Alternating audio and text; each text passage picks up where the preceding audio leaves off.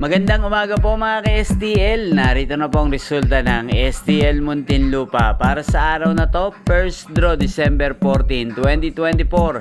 Araw ng Sabado, naway ang mga natayan niyo pong mga numero kanina ay manalo nawa ngayong umagang ito, 11 AM. Kaya kunin niyo na po ang inyong mga tickets. Narito na po ang resulta.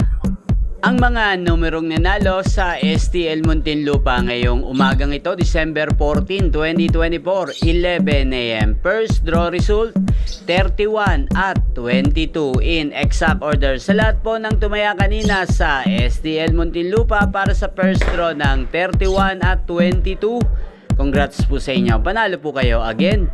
31 at 22 in exact order. At shoutout po natin ngayong umagang ito sa STL Muntinlupa si Ate Cindy.